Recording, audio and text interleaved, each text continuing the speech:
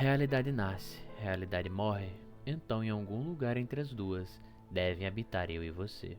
Assim foi dito e está escrito no selo, entalhado de uma maneira que todos compreenderiam, independentemente da linguagem ou intelecto. O selo era a lápide da realidade anterior, o selo era a pedra fundamental da próxima realidade. Foi sobre o selo que Parasma nasceu, nesta realidade. A deriva no turbilhão, dentro de um metacosmos não formado ainda. Ela se levantou, leu a verdade do selo e viu que caminhava sobre seu núcleo, olhando para fora sobre as 8 bordas do selo. Parasba contemplou a eternidade das probabilidades, uma vastidão ainda informe do caos bruto dos restos do que veio antes. Ela era a sobrevivente, mas não sabia o que havia sobrevivido, apenas que tinha. Parasma deu um passo para fora da borda do selo, e quando seu pé desceu ao nada, o selo se expandiu para sustentá-la. Ela ficou ali por um momento, e em uma das 8 bordas do selo, um passo na nova realidade, e já podia sentir que não estava sozinha. Algo mastigava e ruía lá, além da percepção. Algo vasto, faminto e perigoso. Parasma sentiu seu primeiro medo naquele primeiro passo. Medo do desconhecido. Medo de que algo mais tivesse sobrevivido. Medo de que ela não sobreviveria. Então ela deu um passo para o lado.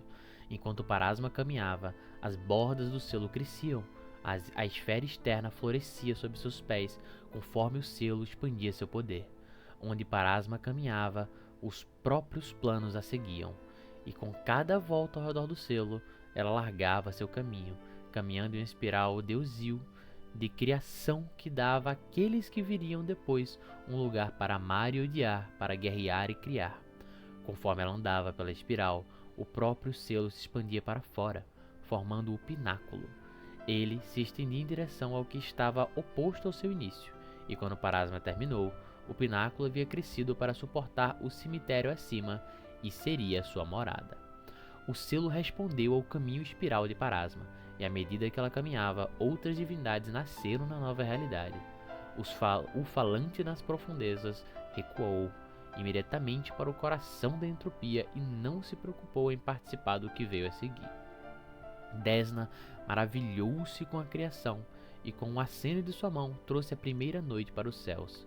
Sarenrae veio logo em seguida, encantada com Desna e sua obra, e escolheu o mais brilhante daquelas estrelas para brilhar como os sóis, dando a luz ao primeiro dia. Iris, que um dia seria o primeiro a morrer, e seu irmão Asmodeus, que um dia seria o primeiro a matar, cada um definindo o outro e trazendo consigo bem e mal, lei e ordem. E Ashakek ergueu-se entre eles, um árbitro sobre a moralidade e um juiz cuja égide imparcial, com o tempo, se desintegraria em selvageria. No entanto, nem todos os primeiros teriam nomes ou sequer seriam lembrados. Um adiantou-se além do eclipse, mas sem a morte ainda no mundo, esse príncipe ficou preso a um trono na sombra do pináculo, à espera de seu tempo. E o último deu um passo tolo além do primeiro passo temeroso de Parasma, e ao fazê-lo foi transformado e absorvido por aquele medo. Se esse medo se tornou Rovagug, ou se foi Rovagug quem era o medo devorador, nem mesmo os deuses se lembram. Conforme os primeiros 8 se formaram, Parasma sentiu algo mais despertar no outro lado do templo. Assim como ela caminhou uma espiral deusil para criar, uma espiral oposta girava do outro lado da realidade, onde o vigilante no limiar formava a segunda âncora da criação. Parasma então aprendeu que cada ciclo exigia não apenas um sobrevivente, mas também um vigilante, para que entre os dois, entre Parasma e Yog-Sothoth, toda a realidade se tornasse o grande além. Assim começou a Era da Criação. Então, nas eras que se seguiram, Parasma permaneceu em seu trono.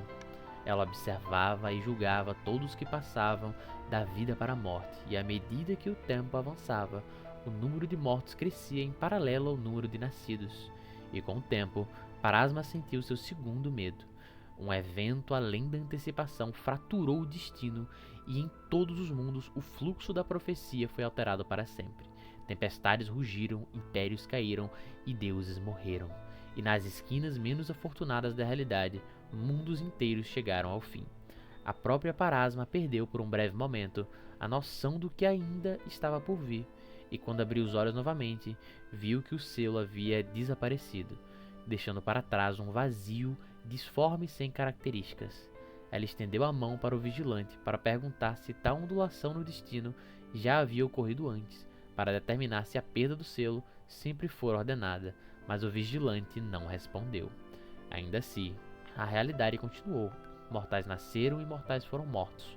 O segundo medo de Parasma se dissipou e ela percebeu que o selo perdido não era um mau presságio, mas mais parecido com o falecimento de um pai ou professor. Agora, esse ciclo da realidade havia amadurecido ao ponto de continuar por conta própria, e Parasma sabia que dali em diante a realidade estava verdadeiramente por conta própria. O apogeu da criação havia passado, e Parasma sabia que seus dias à frente estariam para sempre à sombra dos seus dias passados. E embora ela soubesse quanto tempo restava, também sabia que havia mais do que o suficiente para que a vida mortal desfrutasse de mais glórias e triunfos do que poderia imaginar. E mesmo que a realidade deve eventualmente terminar, Parasma não se desespera. Ela sabe que o número dos mortos nunca antes eclipsou o número dos nascidos, pois mesmo que o vigilante testemunhe de fora do ciclo, sempre deve haver um sobrevivente, para continuar dentro do ciclo e iniciar o próximo.